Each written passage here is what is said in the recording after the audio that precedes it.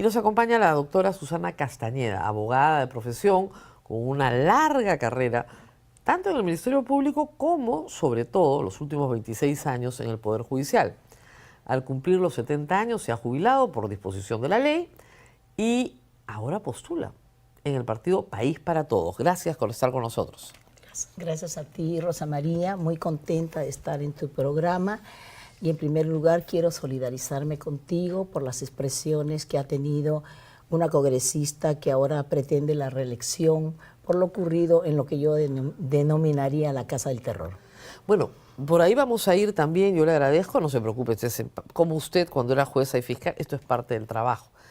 Pero yo quería preguntarle, ¿cómo es asesorar un poco a su candidato presidencial, a Carlos Álvarez, que de derecho no sabe nada? El otro día pedía que el presidente intervenga en la franja. Y yo decía, no, Carlos, él no es el titular del pliego, no tiene nada que ver. ¿Cómo manejan la parte legal con Carlos Álvarez? Seguramente por lo que ocurrió en ese día, al conocer lo que había ocurrido, de que parte del dinero de la franja electoral, que es 1.662.000 para los partidos que no tienen representación, se entera que un 38%, 642.000, iba a una empresa poco conocida que es Nativa. Seguramente que expresó eso, pero luego ya ha tomado conocimiento y claro, el sistema es diferente, pero lo bueno es que con lo que él ha dicho ha puesto en agenda pública un tema que es muy importante, ¿no es cierto? Es el tema de cómo se maneja el dinero del Estado, ¿no? Pero ha habido una reforma constitucional. Así es. Todos votamos ahí. Eso ya estaba desde el año 2018. No es novedad. Claro, pero el tema es que existan las leyes, claro, pero el otro tema es cómo se aplican, cómo se interpretan, ¿no? Claro. Entonces yo pienso, al igual que en España y en otros países, el pluralismo democrático al interior de los partidos políticos es importantísimo, ¿no? Entonces, pero yo no en concibo, materia legal, ¿la sigue sí, a usted o a otras doctoras, a la doctora Príncipe? ¿A quién escucha legalmente Carlos Álvarez? Para que lo oriente. En ocasiones conversamos respecto de ciertos temas, pero en esta oportunidad, él se ha indignado por lo ocurrido y ha mencionado esto, pero creo que sí, la ley de financiamiento de los partidos políticos dice otra situación, pero como te repito, lo más importante es que si bien es cierto esta ley ya está funcionando hace mucho tiempo y muchos podrían decir nadie dice nada, pero es importante que lo que no se dice nada no significa que está bien. No, claro. ¿No es cierto? Y que es bueno que se ponga. Claro, pero su camino no era el camino de la ley. Yo puedo pedir una reforma, por supuesto, y debe reformarse. Y va a haber. Y va a haber una reforma, creo que claro. si nosotros, la bancada de País para Todos, o los congresistas que lleguemos, lo primero que vamos a pedir es que se revise estas disposiciones sobre el financiamiento directo y también sobre la franja electoral, porque lo que ha ocurrido son datos objetivos de que las cosas no funcionan, ¿no? Claro. Doctora, se ha criticado que usted conociera muy bien a Carlos Álvarez. Sí, sí. Lo recontra conocía porque usted lo juzgó. En el año 2006, el colegiado en el que usted estaba absolvió al señor Carlos Álvarez. Entonces, ¿no cree que hay un conflicto de interés? Yo sé que han pasado 20 años, sé que no hay una contraprestación, sería absurdo. Claro. Pero usted lo absuelve y 20 años después es su candidata. A ver, Rosa María, yo te agradezco muchísimo por la pregunta que me haces, porque esto ya me lo han formulado en el EP Derecho y también en el Canal N anteriormente. Yo he dado mi explicación, pero insisten algunos en lo mismo, pero dando datos incorrectos. ¿Ya? El tema es el siguiente. Como tú sabes, yo soy una jueza con mucha experiencia, que no he tenido ninguna queja ni denuncia fundada en mi contra. He visto los sistemas anticorrupción con el nuevo código y luego el Sistema Nacional Especializado, juzgando los casos más difíciles del país. Sí, además les recomiendo su página web, que tiene todas sus sentencias, es muy interesante. Claro, por transparencia. Por transparencia, está muy bien. Ya. Entonces, dentro de esa vida de jueza que he tenido, y perteneciendo al sistema anticorrupción, en el año 2005 aproximadamente me tocó juzgar el caso que le denominamos los artistas de la televisión. Sí, sí, ¿Ya? sí, Y sí, que sí. fue un caso conocido, público, Recontra público. que fue muy mediático, porque además eran 16 imputados, 13 eran que habían sido militares y 3 artistas de televisión, Carlos Álvarez, Tulio Loza y Laura Bozzo. Entonces, después de que se lleva el proceso, se evalúa la prueba.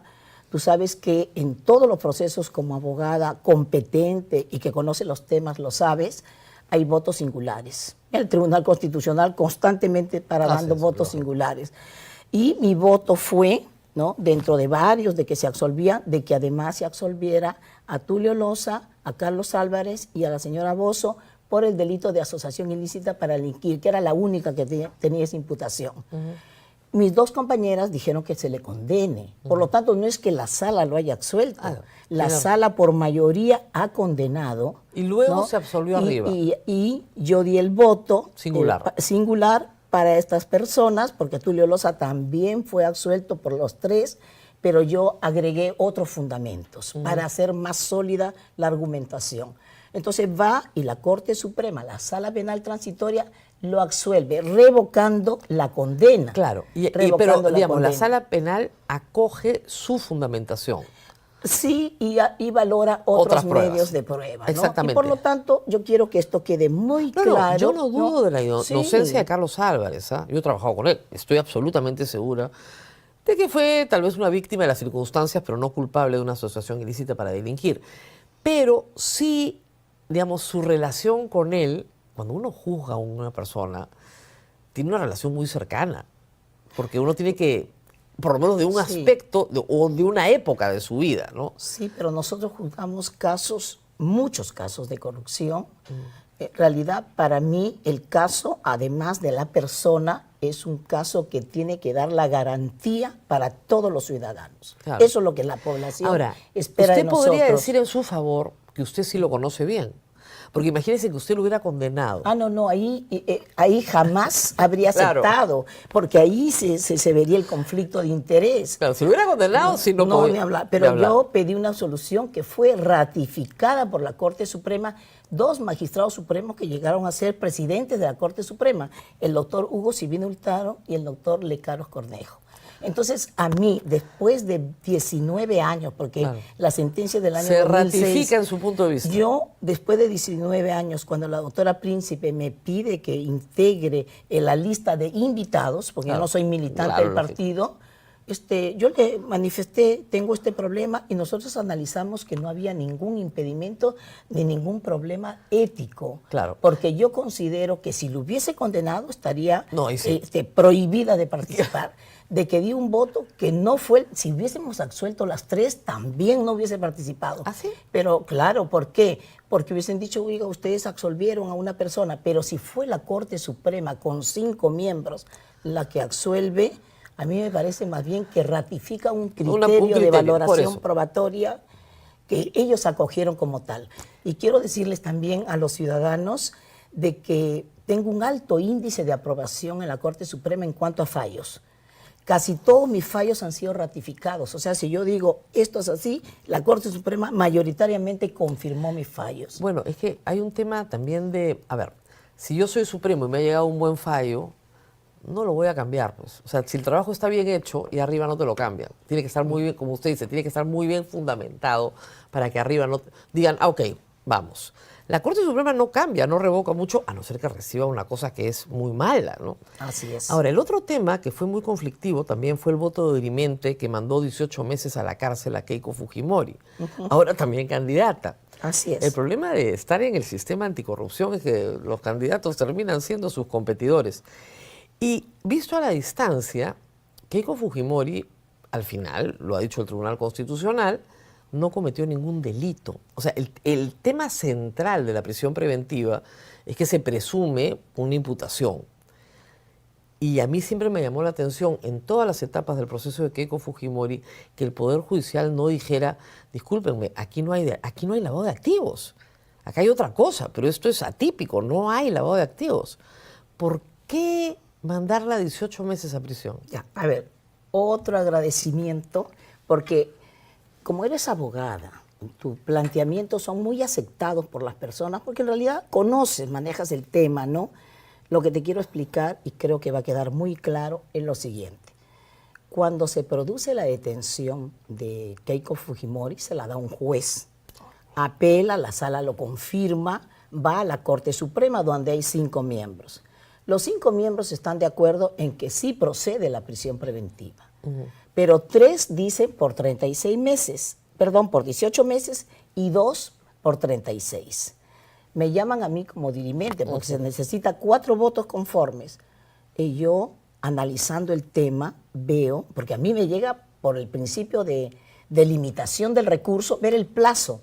Entonces yo analizo de que es una persona que la habían tenido en diligencias preliminares 36 meses, que la tenían en investigación preparatoria. Yo digo, no, no puede ser. Yo me pliego al voto de 18 meses. ¿No tenía otra opción?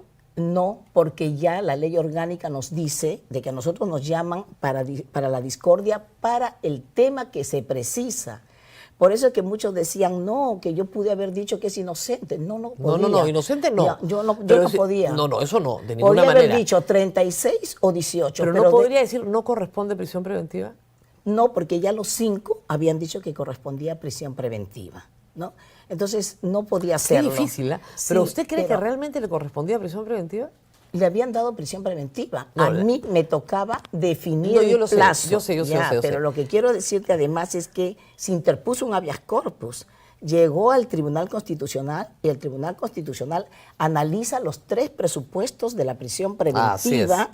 ¿Ya? Y dice, el primero es que haya delito. Él dice que haya evidencias que lo vinculen con el delito, encuentra que no hay muchas, el peligro procesal, que es el factor más importante, determina que no, y le da libertad. Tampoco el tribunal dijo, oiga, esto es atípico, claro. no hay lavado, ni hay organización criminal. Sus abogados nunca lo plantearon. Cuando viene el segundo habeas corpus... Yo se los dije desde el primer día, es que era lo lógico. Y cuando viene el segundo habeas corpus, ahí plantean una excepción de improcedencia de acción respecto de los 2 delitos.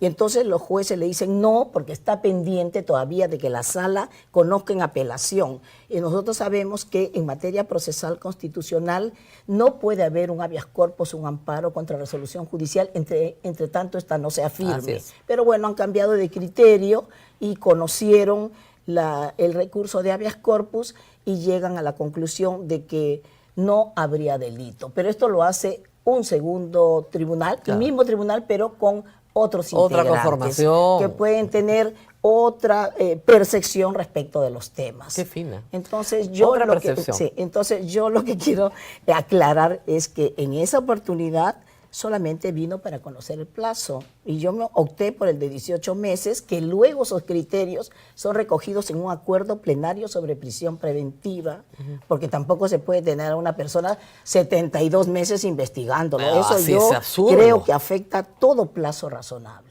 Tenemos una pregunta del público, por favor. Señora candidata, ¿cuál sería su aporte desde el Congreso para erradicar la corrupción que existe en las diferentes entidades públicas, sobre todo en el Congreso? Ya lo he manifestado y lo vuelvo a manifestar.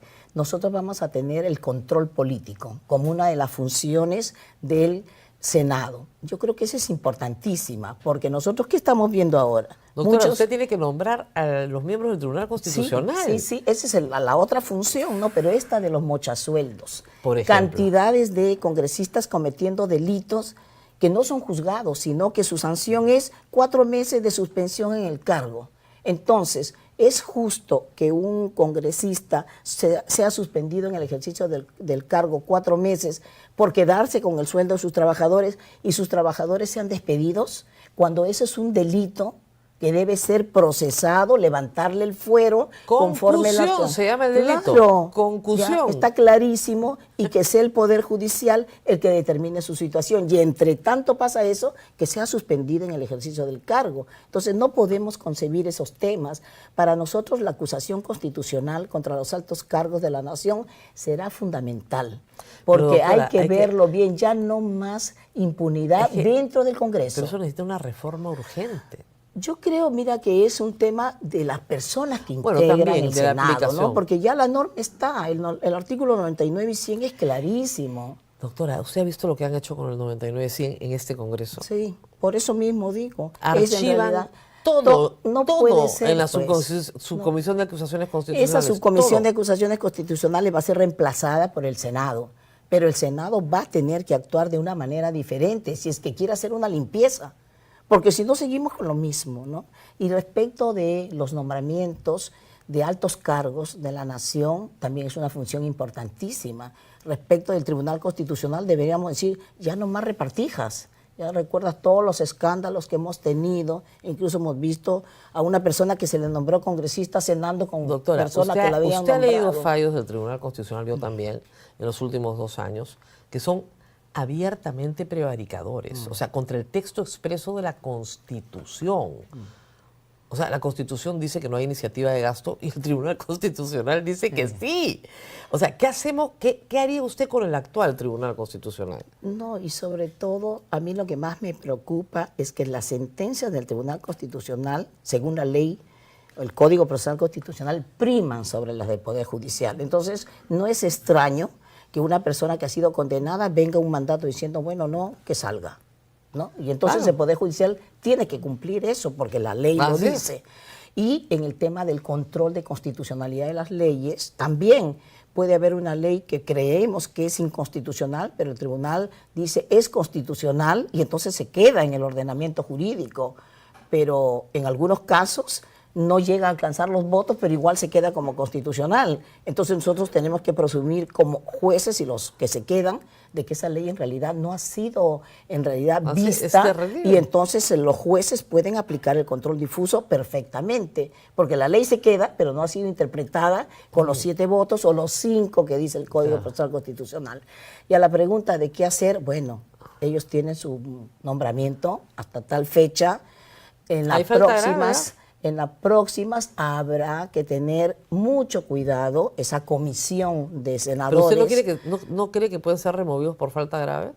Si hay una denuncia, ¿no? Y se entiende que están dentro de las causales de remoción, se tendrá que actuar. Pero también quiero que consideres... Usted es jueza y se no quiere adelantar opinión. No, lo que digo yo es, el tema más puntual es que siempre para jueces y para miembros del tribunal, siempre se dice que no, los criterios jurídicos, las argumentaciones no deben ser cuestionadas, judicializadas.